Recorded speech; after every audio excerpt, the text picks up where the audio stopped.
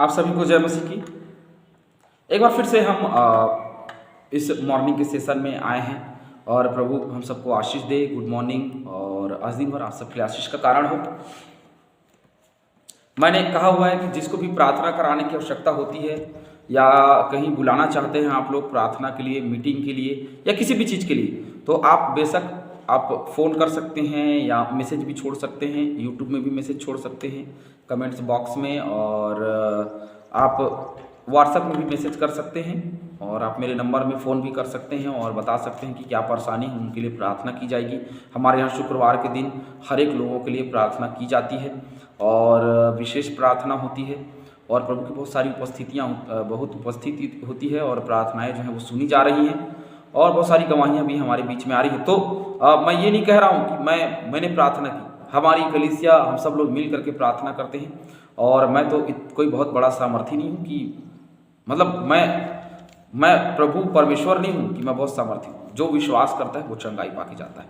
तो विश्वास के द्वारा हर लोग चंगे हो जाते हैं।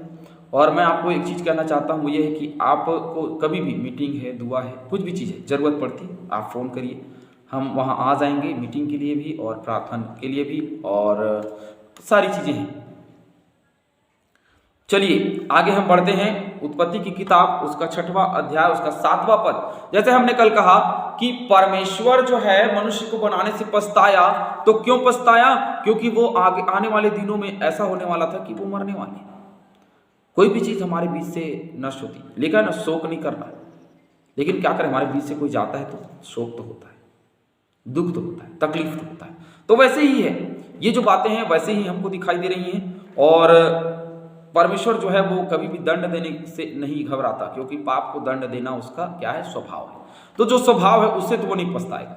लेकिन पछतावा जो है वो किसी और बात पे है, और वो कोई और बात क्या है, हमारे अपराध, हमारे पाप जिसके द्वारा हम मर रहे हैं। क्योंकि मैंने कहा ना कि परमेश्वर जो है वो कभी भी हमारे यहेजकेल 33:10 के आगे हमने पढ़ा तो उसमें साफ तौर पे दिखा था, और यही बात आखिरी में लिखा हुआ है। लेकिन एक चीज मैं आपको बता दूं कि मनुष्य का दंड अब लोगों के ऊपर में पड़ने वाला है। चलिए कैसे? तब यहोवा ने कहा, मैं मनुष्य को जिसकी मैंने सृष्टि की है पृथ्वी के ऊपर से मिटा दूंगा, मैं उसको नहीं रखूंगा। क्या मनुष्य, क्या पशु, क्या रेंगने वाले जंतु, क्या आकाश के पक्षी, सबको मैं मिटा डालूंगा, क्योंकि मैं उनके बनाने से पछताता हूं। अब मैं इस मैटर को फिर से वही बात नहीं कहूंगा, लेकिन मैं इस वचन के लिए सिर्फ यही कहूंगा। कुछ वचन है, आप उसको पढ़ लीजिएगा। 33:28, यहेजकेल 33:28 और व्यवस्था विवरण 28 का 63, और आप सभोपदेशक 1 का 2 और 18, ये सारी पद आप पढ़ लेंगे। व्यवस्था विवरण 29-20 भी। तो इन सभी चीज़ों में आपको दिखाई देगा। मैं सिर्फ इतना कहना चाहता हूं कि मनुष्य ने जो गलतियां की, जो पाप किया, जो अपराध किया, वो पूरी दुनिया को भुगतना पड़ा। चाहे वो जीव जंतु हों, सबको मरना पड़ा। और मैं सोचता हूं कि जो पानी में थे, जल के अंदर थे, उनके अलावा मैं सोचता हूं कि सब मिट गए सब मिट गए। लेकिन एक एक जोड़ा, हालांकि परमेश्वर आगे व्यवस्था हम देखेंगे उसको, लेकिन मैं आपको सिर्फ इतना कहना चाहता हूं, वो ये है कि हमारे गलतियों की सजा दूसरों को दी गई। जब आज हम गलती करते हैं, फोन, जितना ज्यादा हम फोन का यूज कर रहे हैं, हमारे बीच से उड़ने वाले पक्षियां जो हैं वो हमारे बीच से कम होते चले जा रहे हैं।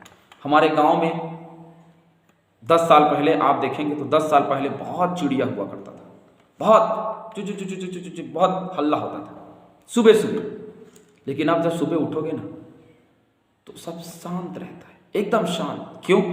चिड़िया कहाँ चले गए? क्योंकि हमने मोबाइल का यूज किया।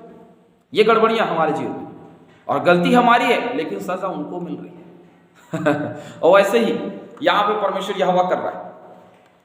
गलती हमारी थी, जिसकी वजह से पूरी दुनिया को नष्ट कर रहा है। क्योंकि जल प्रलय के द्वारा ही पूरी दुनिया को नष्ट किया जा सकता था। सब के सब मर जाते तो पृथ्वी मरी और दुनिया भर की सारी चीजें हो जाती। लेकिन सब के सब जल में उनकी समाधि बना दी परमेश्वर ने। कोई दिखा नहीं, किसी का लाश नजर नहीं आया, सब दब गए। क्यों दब गए? क्योंकि परमेश्वर ऐसा ही चाहता था। बहुत सारे गांव, बहुत सारे शहर, सब के सब नष्ट हो गए, दब गए, क्योंकि परमेश्वर ने जल प्रलय किया। अब परमेश्वर जैसे पछताया, उसने बनाया और पछताया। क्यों पछताया? क्योंकि जिसको उसने सृष्टि की थी, अब वह उसको मिटाने वाला है। और जो मिटने वाले लोग हैं वो अभी भी नहीं सुधरते, अभी भी उनका मन नहीं बदलता।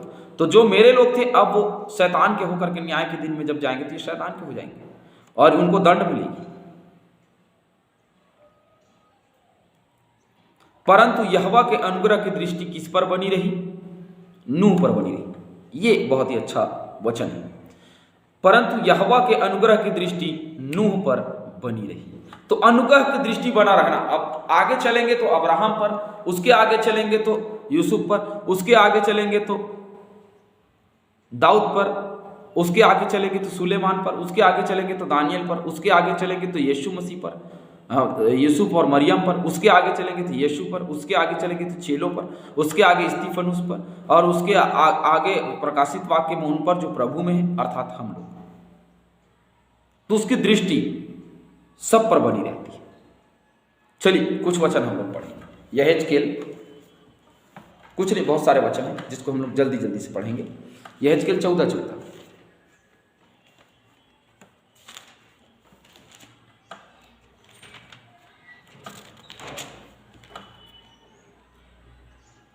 तब चाहे उसमें नूह, दानियल और अय्यूब ये तीनों पुरुष हों, तो भी वे अपने धर्म के द्वारा केवल अपने ही प्राण को बचा सकेंगे, परंतु यहोवा की यही वाणी है। कौन बचा सकेगा? केवल अपने ही प्राण बचा सकते हैं, चाहे वो नूह हो चाहे कोई भी हो। वो उसके नज़र में धर्मी था, वो उसके, क्योंकि उसकी अनुग्रह उस पर थी, क्योंकि वो धर्मी था, क्योंकि उसके लिए लिखा कि उस समय में केवल नूह ही धर्मी था और कोई नहीं। आगे हम पढ़ेंगे तो मिलेगा। 9वें पद को देखेंगे। नूह की वंशावली यह है, नूह धर्मी पुरुष और अपने समय के लोगों में खरा था, और नूह परमेश्वर ही के साथ चलता रहा। क्या बात है! ये व्यक्ति परमेश्वर के साथ में चल रहा है और लगातार चल रहा है, और इसीलिए ये उस दंड से बच गया। एक ही धर्मी पुरुष, एक के लिए धार्मिकता गिनी गई, और परमेश्वर ने एक ही को बचाया, और एक ही के द्वारा पूरी दुनिया को रचा, पूरी दुनिया को आगे बढ़ाया। एक आदम और हवा से, लेकिन वहां सब के सब मारे गए, और नूह को उसने बचाया, और नूह के परिवार से दुनिया जो है वो आगे बढ़ी। क्या बात! ये परमेश्वर का काम, कितना अद्भुत काम! और इसका जो अध्ययन है ये बहुत ही ज़्यादा है। 2 पदों का अध्ययन हम लोग बहुत ज़्यादा करने वाले हैं। एक तो ये 6 का 8 और दूसरा ये 6 का 9। 2 पद हम बहुत अध्ययन करने वाले हैं, क्योंकि नूह के जीवन की पूरी पुष्टि हमको यहीं मिलेगी। चलिए और आगे पढ़ेंगे निर्गमन, क्योंकि नूह जो है, नूह हो गया, अब्राहम हो गया, और सुलेमान, दाऊद और यूसुफ, बहुत सारे हैं, और सिमसोन, इन सब के जीवन से बहुत कुछ सीखना है हम सबको। और ये विशेष पुरुष रहे उस समय में, धर्मी गिना गया, उनके लिए धर्मी कहा गया उनको। चलिए निर्गमन 19 और निर्गमन 19 का 19। फिर जब नरसिंगे का शब्द बढ़ता और बहुत भारी होता है, तब मूसा बोला, और परमेश्वर ने वाणी सुनाकर उसको उत्तर दिया। है ना, मूसा बोला और परमेश्वर ने उसको वाणी सुना करके उत्तर दिया। और आगे पढ़ते हैं, चलिए 39:4। आप ये सोच रहे होंगे कि ये सारे वचन जो हैं वो इससे तो मेल खाते नहीं है। मैंने कहा ना कि मूसा के लिए शब्द कहा गया था, ये नूह के लिए कहा गया कि उसके अनुग्रह की दृष्टि हम उस पर थी। 39:4। एबोद के जोड़ने को उन्होंने उसके कंधों पर के बंधन बनाए, वह अपने दोनों सिरों से जोड़ा गया, और उसे कसने के लिए जो काढ़ा हुआ पटुका उस पर बना, वह उसके साथ बिना जोड़कर और उसी की बनावट के अनुसार, अर्थात सोने और नीले, बैजनी और लाल रंग के कपड़े का, सूक्ष्म बटी हुई सनी के कपड़े का बना। ये याजकीय वस्त्र के विषय में बताया गया है। परंतु यहोवा के अनुग्रह की दृष्टि नूह पर बनी रही। वाह क्या बात है! गिनती 11:4, लूका 1:30, प्रेरितों 7:46 पढ़ते हैं। चलिए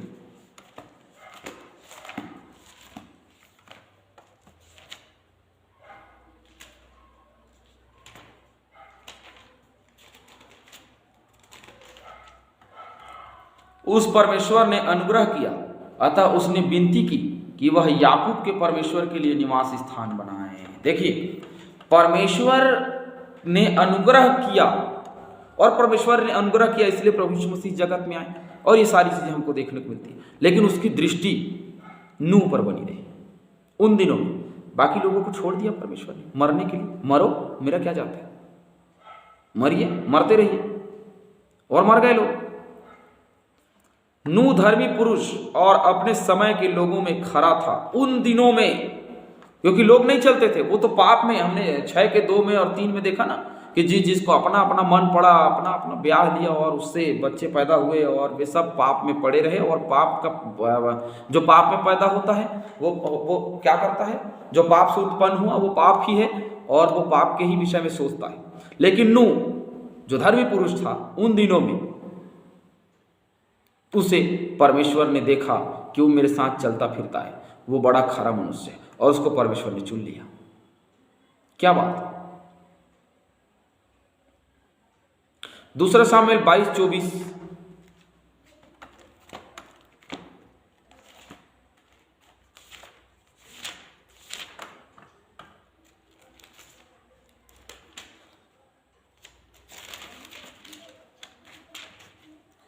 दूसरा सामुएल 22:24 में लिखा है, मैं उसके साथ खरा बना रहा और अधर्म से अपने को बचाए रखा जिसमें मेरे फंसने का डर था। क्या हुआ, मैं उसके साथ खरा बना रहा, कहता है सामुएल, और अधर्म से अपने आप को बचाए रहा जिसमें मेरे फंसने का डर था। जिस चीज में मुझे फंसने का डर था, मैंने अपने जीवन को बचाए रखा और मैं अपने जीवन को सुरक्षित रखा। खरा होना कोई आसान चीज नहीं है। आगे चलते हैं। खरा होना कोई छोटी मोटी बात नहीं है, बहुत बड़ी बात है। मनुष्य जो खरा होता है ना, उसके लिए बहुत बड़ी बात हो गई है। आगे चलते हैं। अय्यूब 1:1, वो तो कैसा खरा मनुष्य था, इसको पढ़ने की आवश्यकता नहीं है, वो तो हम सब जानते हैं। 4:6 उसमें भी उसकी खराई दिखेगी आपको। 9:21, 12:4, 31:6। लेकिन एक वचन पढ़ लेते हैं, चलिए। अय्यूब की किताब, और हम उसका पढ़ लेते हैं 4 अध्याय का 6वां पद। क्या परमेश्वर का भय ही तेरा आसरा नहीं, और क्या तेरी चाल चलन जो खरी है तेरी आशा नहीं। अरे जिसकी चाल चलन खरी होती है उसी को आशा रहता है, किसका, परमेश्वर के अनुग्रह। भजन संहिता 15:2।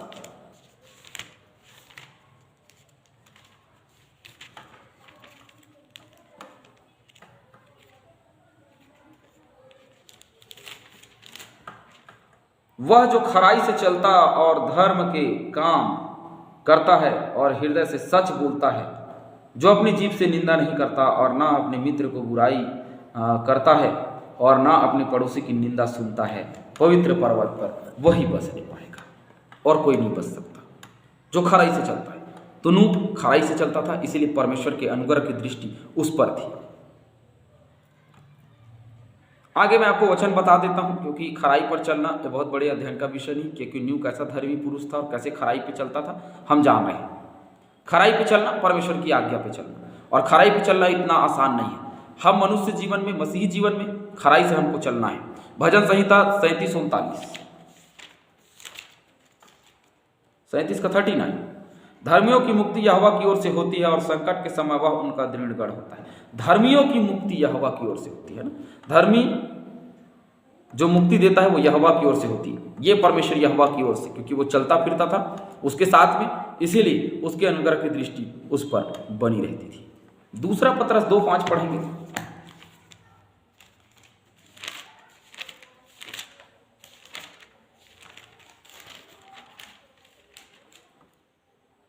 और प्राचीन युग के संसार को भी ना छोड़ा, वरन भक्तिहीन संसार पर महाजाल प्रलय भेजा, पर धर्म के प्रचारक नूह समेत 8 व्यक्तियों को बचा लिया। 8 व्यक्तियों को परमेश्वर ने बचाया। नूह की पत्नी और नूह के 3 बेटे और उनके साथ में 3 बहुएं, ये परिवार बचाया गया और बाकी को परमेश्वर ने जल में डुबा दिया। आगे हम उसको पढ़ेंगे। तो नूह धर्मी था, उसके धर्म के काम के कारण, उसके खराई के कारण, क्योंकि वो परमेश्वर के साथ में चलता था, उसके कारण उसको बचा लिया परमेश्वर, और हम सबको भी बचाना चाहता है। आप सभी को जय मसीह की। परमेश्वर आशीष